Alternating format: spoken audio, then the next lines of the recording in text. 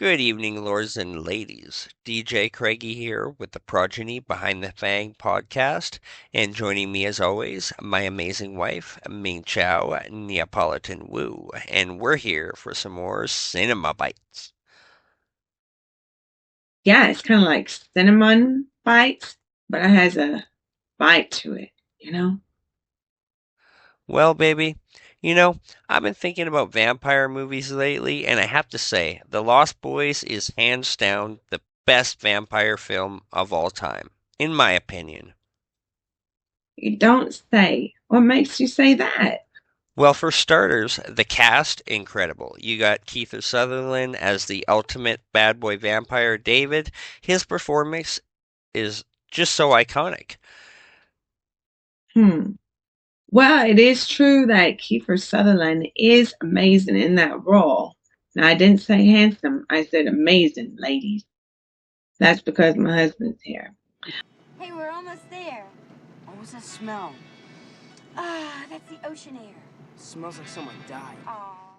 But what else, Craig? What else does this movie got going on? Well, here I go. The soundtrack is packed with 80s classics like Cry Little Sister, which many of you have all heard me play at many progeny events, and People Are Strange.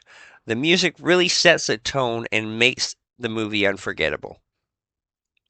I love Cry Little Sister. That's a badass song. And Marilyn Manson does an epic remake of that. And People Are Strange. You got that right. But I guess I can't argue with that. Then the soundtrack is definitely a highlight. But what about the story, Craig? Playing dead. And from what I heard, doing a damn good job of it, too. The story is fantastic. It's got the perfect blend of comedy, horror, and drama. You got the teenage angst, the family dynamics, and of course, the epic battle between the vampires and the humans. It's got it all. Oh, you mean just like Twilight, your favorite movie, Craig? Ooh, lovely.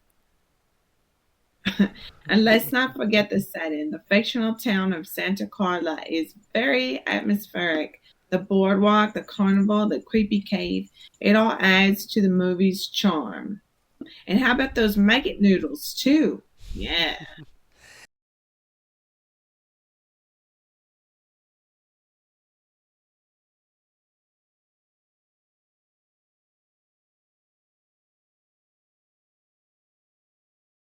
And tell me, my wife, Santa Carla, what is the real name of that boardwalk? Santa Cruz Beach Boardwalk. Yes, great. And What did I exactly. win? That's my Exactly. right. Plus, the special effects and makeup were top notch for the time. Remember, this is done like the year I was born. The vampires look genuinely terrifying without relying on any CGI work. It's pretty awesome. I guess if you know what CGI is, what's CGI? Well, it's how everything looks amazing in movies today. Long story short. Okay, so I guess that's one of those things I could tell you, but I'd have to kill you. Okay. Hmm. But anyway, you and I have had this conversation before. That's a really great movie until they get to the parts where like the vampires look really corny. Like I don't like how big their fangs are, and they kind of just yeah, it's not working for me. But let's talk about the fashion. The 80s style is very nostalgic, and it does add to the movie's unique vibe. Notice anything unusual about Santa Carla yet? No, it's a pretty cool place. If you're a Martian. Or a vampire. Hmm. Yeah, that's true. I gotta say. And The Lost Boys is a perfect time capsule for the 80s. It's got style, substance, and a whole lot of fun. That's why it's the best vampire film of all time. Many of you will agree, many of you will disagree. Let us know in the comments.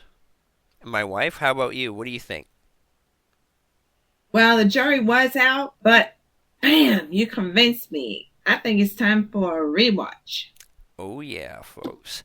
And before that, make sure you give this a like and subscribe and hit that bell for notifications for more epic movies coming Ding, ding, from us. ding. Hell yeah, more podcasts, you know it. Stay tuned this fall, y'all. Thanks for having us, everybody, and happy Halloween. One thing about living in Santa Carla I never could stomach. All the damn vampires.